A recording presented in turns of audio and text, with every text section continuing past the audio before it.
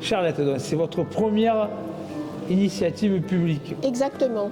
Et qu'est-ce qui vous a motivé à graver le verre? Eh bien, c'est votre invitation à des rois l'an dernier, et ainsi que celle de M. Koja. Voilà, j'avais fait votre connaissance, enfin la connaissance de M. Koja. Ça, c'est la motivation pour venir ici. C'est bien, mais graver le verre, c'est né avant quand même. J'avais toujours, enfin, j'ai toujours eu envie de souffler pour faire de souffler de verre, là, faire des. Mais bon, ça, c'est pas possible. Ça n'a jamais été possible, donc je me suis... Il faut demander à votre mari d'acheter un atelier de souffleur. Ouais. Non, souffleur de verre, non. Mais voilà, bon. Et puis j'ai connu une dame qui gravait, et j'ai dit pourquoi pas essayer, et je me suis lancée là-dedans. Eh bien, c'est très bien, vous avez bien fait. Donc, de fait, aujourd'hui, c'est votre première, il y en aura beaucoup d'autres.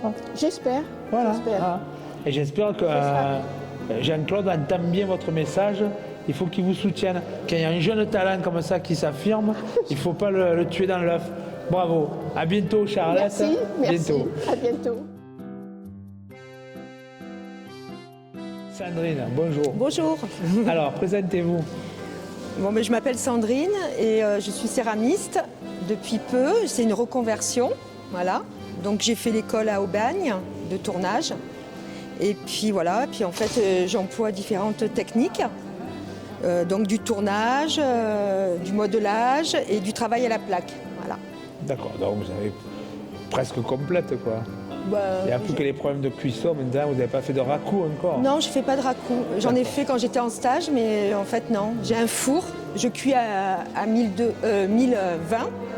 À 1020? Oui, voilà. Parce qu'on verra quelqu'un tout à l'heure qui cuit pour plus cher. Voilà, plus haut, en haute température.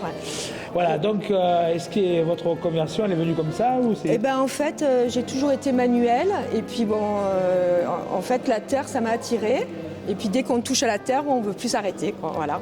Ben, c'est passionnant. Et du coup, je suis inspirée surtout par la Méditerranée. Voilà. Alors j'ai vu que vous avez quand même le poulpe. Oui, le poulpe. Et les oursins, et voilà, parce que je suis née à Marseille, dans le 7e. Et puis dès que j'ai commencé à créer, il m'est venu l'inspiration des animaux marins. Voilà. D'accord, c'est très bien. Et puis, on espère vous retrouver sur place à l'Accro, quand même, dans le Var, parce que maintenant vous êtes dans le Var.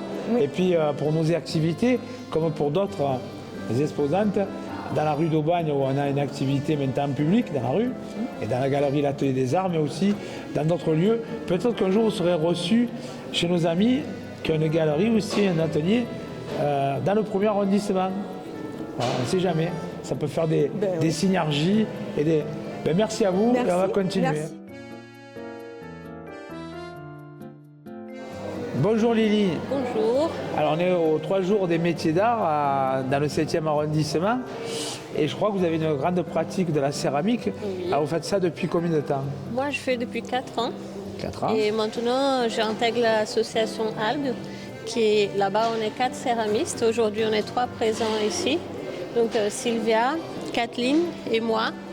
Et on travaille tous les 3 plein de techniques différentes. Les filles font plutôt des tours. Moi, je fais plutôt de techniques de la plaque. Après, nous travaillons tous des émaux chez nous.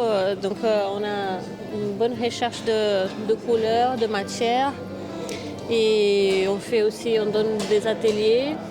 Et on a un espace partagé. Il y a aussi un illustrateur qui n'est pas là aujourd'hui, mais il donne aussi des ateliers de sérigraphie.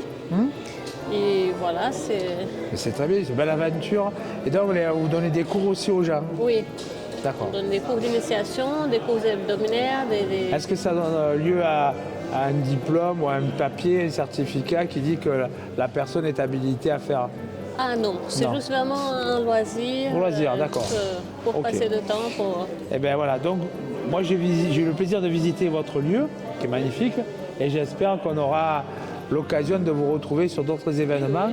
Et puis on viendra vous revoir avec nos amis qui ici cherchent à exposer. Peut-être que vous pouvez faire des échanges. Ok, avec plaisir. Eh bien Lily, à bientôt. À bientôt. Merci. Leslie, bonjour. Oui, bonjour monsieur. Alors, explique-nous ton parcours. Oui, alors mon parcours, c'est venu d'une inspiration. en tant qu'amoureuse de ma ville aussi. Voir la Notre-Dame, c'était un peu l'effigie de mes créations. Et du coup, je suis autodidacte, j'ai commencé grâce à mon inspiration. J'ai vu que j'avais des bons retours, donc j'ai voulu étoffer ma gamme. Et aujourd'hui, je propose pas mal de choses. Voilà. Ah, j'ai vu que par rapport à l'année passée, tu es passé de l'humain au chien, au chat, aux animaux, mais avec passion. C'est très bien. Merci. Et donc, est-ce que tu as ouvert un lieu ou tu es toujours en dépôt chez les gens? Je suis toujours pas en dépôt, mais en commande dans les magasins. Et pour l'instant, je suis toujours dans cette mouvance. Mais je souhaite agrandir quand même ma carrière professionnelle. Donc, j'ai des choses qui vont se mettre en place. Et je l'espère, bien sûr. Eh bien, écoute, en tout cas, l'initiative qui est animée par M. Koja et la MAT est à disposition pour t'aider. Merci beaucoup. Et on est toujours heureux de te recevoir. Madame Ulysse, bonjour. Bonjour monsieur, comment allez-vous? Très bien. J'ai vu que vous vous êtes déplacé avec votre maison. Oui, je suis ici pour 3 jours à peu près. D'accord. Je voulais savoir s'il y avait un coin cuisine, quelque chose pour ce soir. Peut-être pas, mais on va faire un effort. En tout cas, vous avez un magnifique stand qui est original par rapport à d'autres. Hein. Et donc cet univers que vous avez créé là, dans ce salon nous permet de découvrir toutes les facettes de vos savoir-faire. Oui. Voilà. Donc expliquez-moi pourquoi la céramique. Et après, je vous poserai une question encore plus particulière. Mais allez-y, pourquoi la céramique? Pour passer à la télé. Pourquoi la céramique? Ah ben parce que... Alors, petite, on remonte à Mathusalem. J'étais au lycée Marseille-Vert du temps où il était pilote. Et il y avait un atelier de céramique avec une certaine Eliane Charlot qui nous a fait faire des merveilles. Et j'étais au collège et j'ai appris, effectivement. Non, j'ai rien appris, mais je me suis régalée et j'ai pris la passion. Et puis après, à la cinquantaine, des amis m'ont fait connaître le raku. Et là, ça a été plus grave. Ça m'a un peu vrillé la tête. Et j'en ai fait mon métier. Alors justement, le raku, c'est quoi? C'est une technique particulière qui date du XVIe siècle, mais moi non, je précise. Donc c'est une cuisson qui se fait en 2 fois comme pratiquement toutes les cuissons de céramique. Je travaille du grès chamoté, c'est-à-dire du grès qui contient de la poudre de grès déjà cuite. Parce qu'après je vais martyriser mes pièces. Et celles que vous voyez, ce sont les rescapés. Parce qu'il y en a plein qui le vivent mal. Donc dans un premier temps, je cuis comme tous les potiers, aux alentours de 1000 degrés, lentement, mes pièces. Ensuite, je les passe dans un four à gaz à toute berzingue. En 2 heures, on monte à 1020 degrés. J'ouvre le four, je mets dans la sciure et je regarde ce que ça fait. Bonjour. Alors, nous sommes heureux de vous recevoir aujourd'hui dans les locaux de la mairie du 1-7, mais aussi dans le cadre de ces journées de l'artisanat d'art qui a un volet art graphique, littérature. Et pour la 2e année consécutive, vous venez. Et cette année, vous allez signer vos livres et les livres que vous avez traduits du roumain en français. Est-ce que vous pouvez nous expliquer votre passion pour la poésie? J'ai toujours aimé la poésie, je ne sais pas pourquoi, mais très jeune, j'écrivais ce que je croyais être de la poésie, mais c'était des sortes de mauvaises imitations. Et puis, à force d'écrire, on s'améliore un peu. Et pour moi, la poésie, c'est une forme très particulière d'écriture. C'est une écriture musicale, une écriture concentrée. Et en fait, quand j'ai traduit de la poésie, traduire un poème, c'est écrire un poème.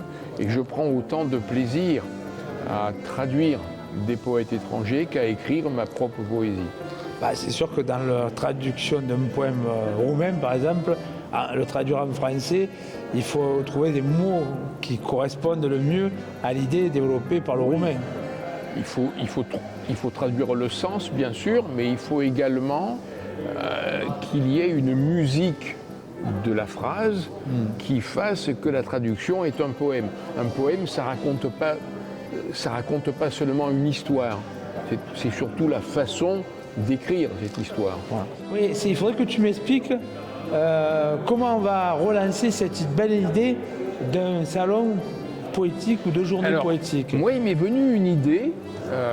Il m'arrive souvent de réfléchir la nuit. Mon subconscient, mon inconscient fonctionne bien. Et parfois, le matin, je m'en souviens. Et là, je m'en suis souvenu en me réveillant. C'était il y a 3 ou 4 jours. Je me suis dit que les dimanches où il y a la corniche est à nous, la voie est libre, ou le corniche, il y a plein d'activités. Outre le fait que les gens peuvent se promener tranquillement sur la corniche.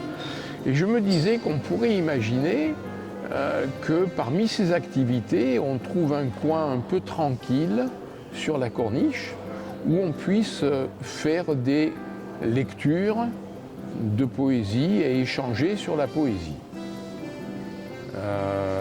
Voilà, donc je te soumets l'idée là comme ça un peu à froid. Mais je me suis dit que ça serait plus simple à organiser que 2 jours ou 3 jours consécutifs.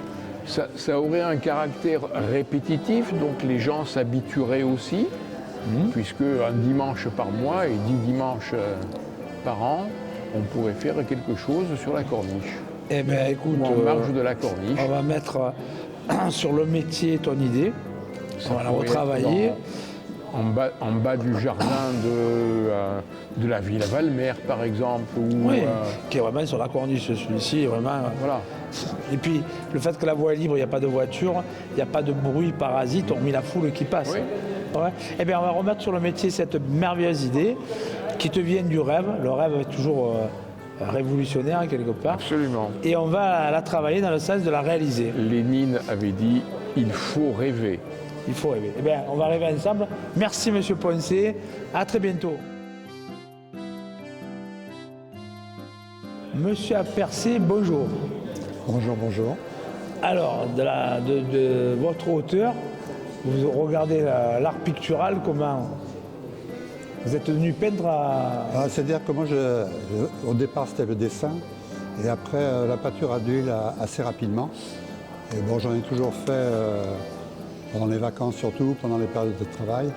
Et après, comme j'ai eu la possibilité d'avoir des libertés au niveau du boulot, c'est-à-dire que je travaillais de nuit et j'avais des compensations, là j'ai pu me consacrer davantage à la peinture.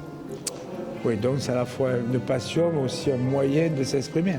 Voilà, pour moi c'est une passion, oui. Et donc j'ai progressé aussi avec les peintres de l'Estac, avec des peintres reconnus, là, comme Sarrazin par exemple, qui est décédé maintenant. Apparemment, l'Estac vous a inspiré. Voilà. Là, je vois qu'il y a un tableau au moins qui est... Là, c'est l'Estac, là. Oui. Là, c'est l'Estac, là aussi. Le village de l'Estac. Mais je vous ferai remarquer, je remarque que nos auditeurs, vous avez un bleu lumineux. Voilà, moi j'aime beaucoup le bleu. Voilà. Et donc en fait, je peins beaucoup des vieux bateaux et la mer.